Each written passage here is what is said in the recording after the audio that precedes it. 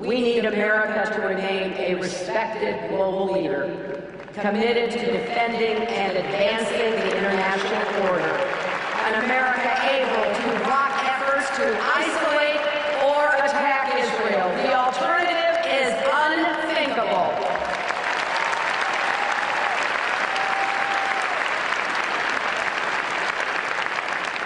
Yes, we need steady hands, not a president who says he's neutral on Monday, pro-Israel on Tuesday, and who knows what on Wednesday, because everything's negotiable.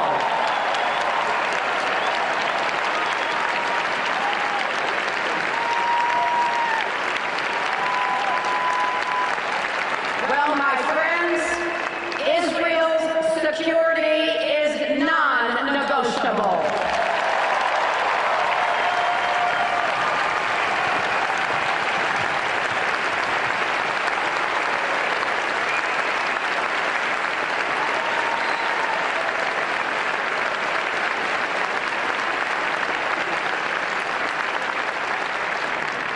I have sat in Israeli hospital rooms, holding the hands of men and women whose bodies and lives were torn apart by terrorist bombs.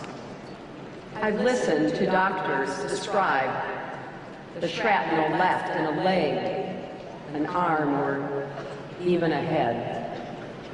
That's why I feel so strongly that America can't ever be neutral when it comes to Israel's security or survival. We can't be neutral when rockets rain down on residential neighborhoods, when civilians are stabbed in the street, when suicide bombers target the innocent. Some things aren't negotiable. And anyone who doesn't understand that has no business being our president.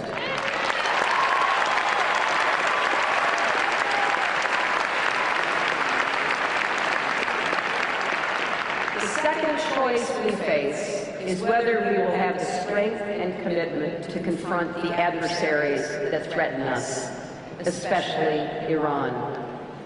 For many years, we've all been rightly focused on the existential danger of Iran acquiring a nuclear weapon. After all, this remains an extremist regime that threatens to annihilate Israel. That's why I led the diplomacy to impose crippling sanctions and force Iran to the negotiating table, and why I ultimately supported the agreement that has put a lid on its nuclear program. Today, Iran's enriched uranium is all but gone. Thousands of centrifuges have stopped spinning. Iran's potential breakout time has increased, and new verification measures are in place to help us deter and detect any cheating. I really believe the United States, Israel, and the world are safer as a result. But still, as I laid out in a speech at the Brookings Institution last year, it's not good enough to trust and verify. Our approach must be distrust and verify.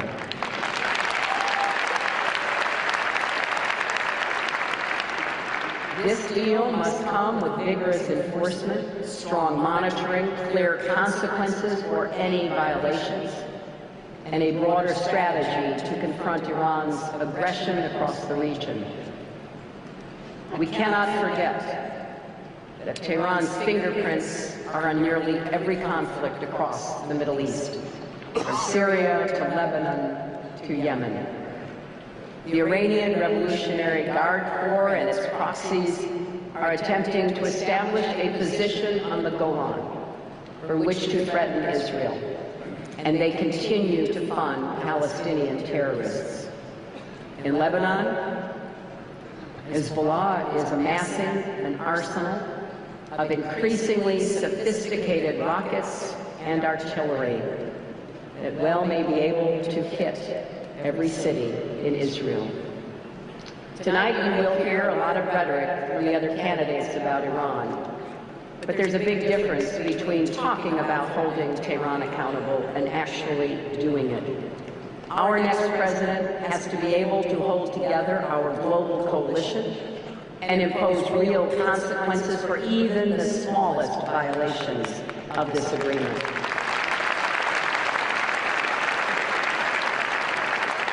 We must maintain the legal and diplomatic architecture to turn all the sanctions back on if needed. If I'm elected, the leaders of Iran will have no doubt that if we see any indication that they are violating their commitments not to seek, develop, or acquire nuclear weapons, the United States will act to stop it, and that we will do so with force if necessary.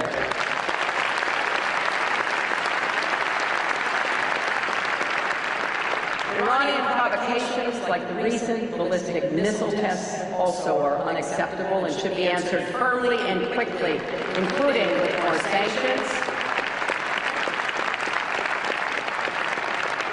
Those missiles were stamped with words declaring, and I quote, "Israel should be wiped from the pages of history." We know they could reach Israel or hit the tens of thousands of American troops stationed in the Middle East. This is a serious danger, and it demands a serious response. The United States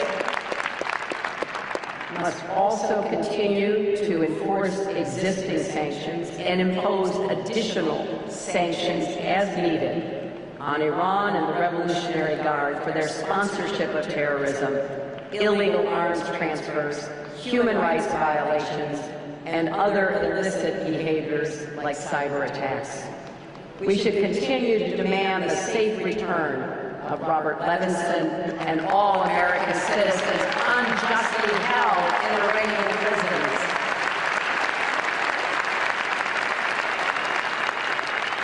And we must work closely with Israel and other partners to cut off the flow of money and arms from Iran to Hezbollah. If the Arab League can designate all of Hezbollah as a terrorist organization, surely it is time for our friends in Europe and the rest of the international community to do so as well, and to do that now.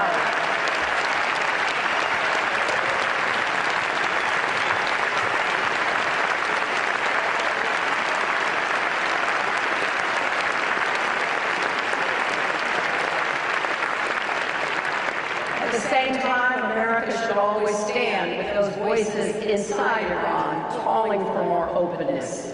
Now look, we know the Supreme Leader still calls the shots, and that the hardliners are intent on keeping their grip on power. But the Iranian people themselves deserve a better future, and they are trying to make their voices heard. They should know that America is not their enemy. They should know we will support their efforts to bring positive change to Iran.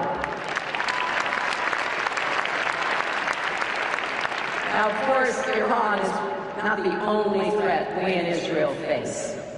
The United States and Israel also have to stand together against the threat from ISIS and other radical jihadists. An ISIS affiliate in the Sinai is reportedly stepping up attempts to make inroads in Gaza and partner with Hamas.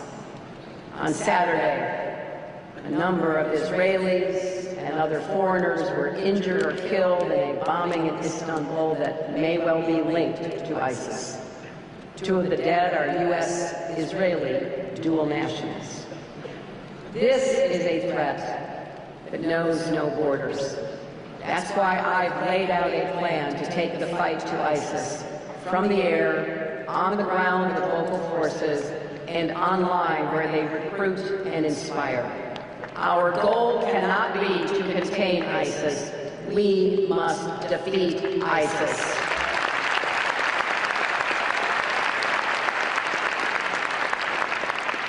And here is a third choice. Will we keep working toward a negotiated peace, or lose forever the goal of two states for two peoples?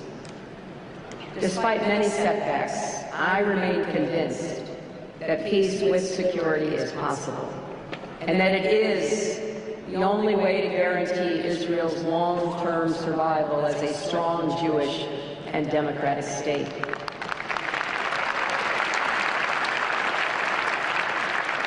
It may be difficult to imagine progress in this current climate, when many Israelis doubt that a willing and capable partner for peace even exists. But inaction cannot be an option. Israelis deserve a secure homeland for the Jewish people. Palestinians should be able to govern themselves in their own state, in peace and dignity. And only a negotiated two-state agreement can provide those outcomes.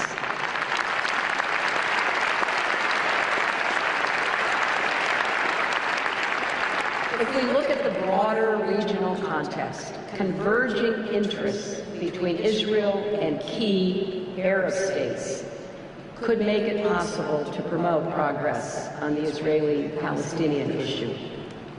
Israelis and Palestinians could contribute toward greater cooperation between Israel and Arabs. I know how hard all of this is. I remember what it took just to convene Prime Minister Netanyahu and President Abbas for the 3 sessions of direct face-to-face peace talks in 2010 that I presided over. But Israelis and Palestinians cannot give up on the hope of peace. That will only make it harder later.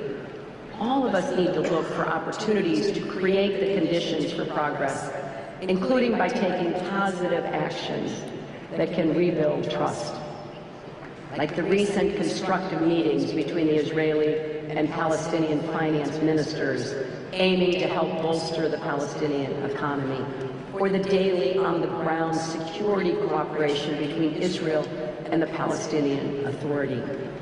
But at the same time, all of us must condemn actions that set back the cause of peace. Terrorism should never be encouraged or celebrated, and children should not be taught to hate in schools. That poisons the future. Everyone has to do their part by avoiding damaging actions, including with respect to settlements. Now, America has an important role to play in supporting peace efforts. And as President, I would continue the pursuit of direct negotiations. And let me be clear, I would vigorously oppose any attempt by outside parties to impose a solution, including by the UN Security Council.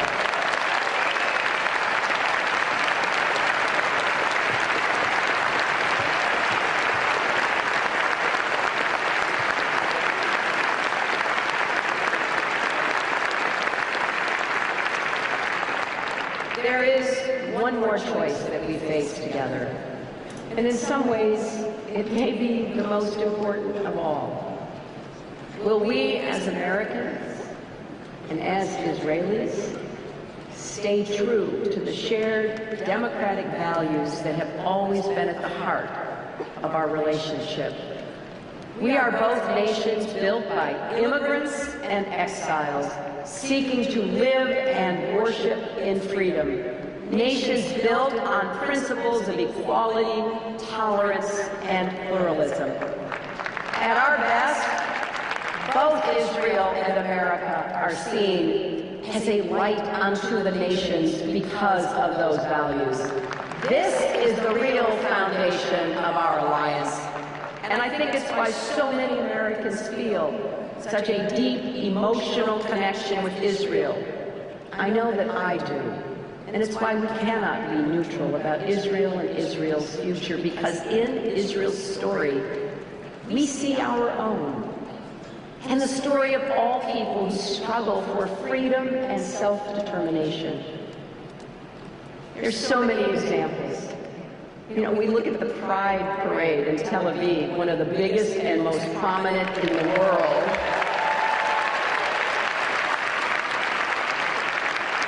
And we marvel that such a bastion of liberty exists in a region so plagued by intolerance. We see the vigorous, even raucous debate in Israeli politics and feel right at home. And of course, some of us remember a woman, Golda Meir, leading Israel's government decades ago and wonder what's taking us so long here in America.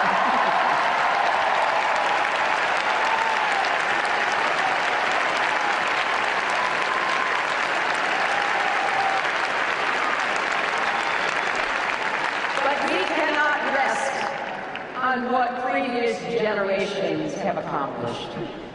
Every generation has to renew our values, and yes, even fight for them. Today, Americans and Israelis face currents of intolerance and extremism that threaten the moral foundations of our societies. Now, in a democracy, we're going to have differences. But what Americans are hearing on the campaign trail this year is something else entirely.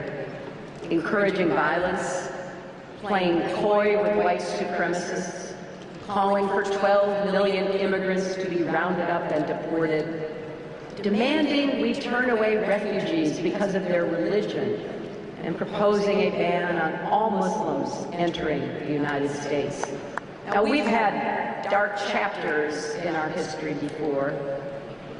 We remember the nearly 1,000 Jews aboard the St. Louis who were refused entry in 1939 and sent back to Europe. But America should be better than this, and I believe it's our responsibility as citizens to stay so.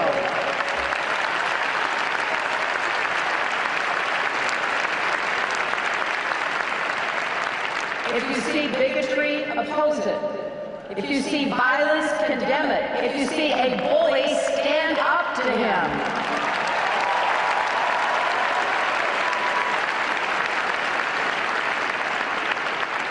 On Wednesday evening, Jews around the world will celebrate the festival of Purim.